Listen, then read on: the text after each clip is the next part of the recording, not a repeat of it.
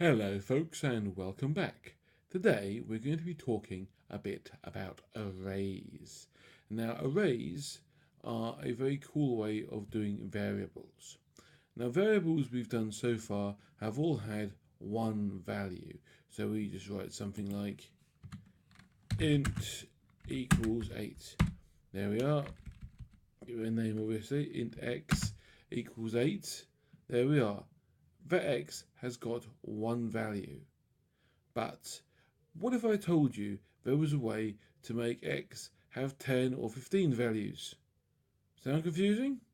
Well, I promise you it isn't, so follow me through this and you'll soon be making arrays like a pro. So, firstly, for an array, you have to say what data type it is. So I'm going to make an array of integers, and then we need two square brackets, wherever they may be on your keyboard. Then give your array a name. It's always nice to name things, isn't it? And then one way of doing this is typing equals. And then you say new, so it's a new array, and then int, but this time we want square brackets, and in between the square brackets, we want to know how many spaces your variable, your array should have. So I'm going to make one with, say, 5 spaces. So I can have 5 different values in an other. There we are. So now, how do I use these 5 spaces? Well, I type an other, and don't forget computers, guys, always start counting from 0. So an other equals, let's say 17.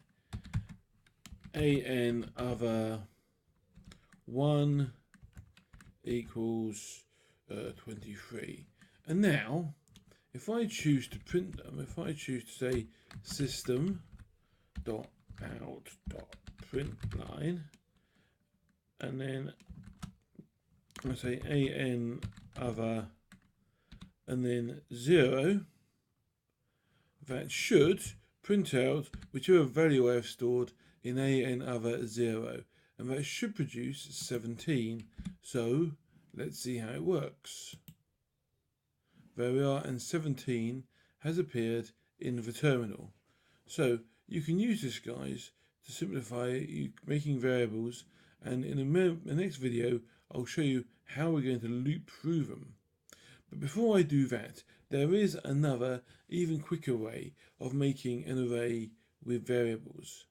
Say you already know what the 5 characters or 5 numbers you want in your array are. Do we really have to do all this stuff here? No, there is a quicker and easier way which we can show off with to our friends. So down here, firstly, just scroll down a bit so we can all see what we're doing. Type in int an array and then square brackets and then equals and then curly brackets. You're going to use the brackets in this, guys, I warn you now, okay? So say I wanted to make an array of 6 variables, just like this one up here, but the variables all declared. In between the curly brackets, I just type in the number, say 36, comma 78, comma 64, comma 53, comma 39, and then we have made an array. It is all there, ready and waiting to go. But this time, guys, end of the line, make sure you put a semicolon, and then we can say put system.out.println and then an array 1. Now what do you think an array 1 is going to produce? Well, if you said 36, you're wrong.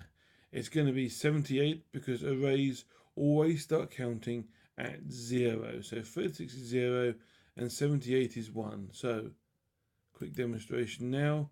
There we are, 78. Now the last thing I'm going to show you today is how we can change variables.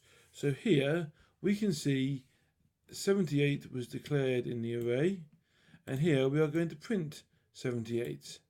But there is also, we can also change an array 1 as many times as we want to just like a normal variable. So I'm going to write here an array 1 equals, and if I say it's now 15, comma, and then I repeat the same printing task again.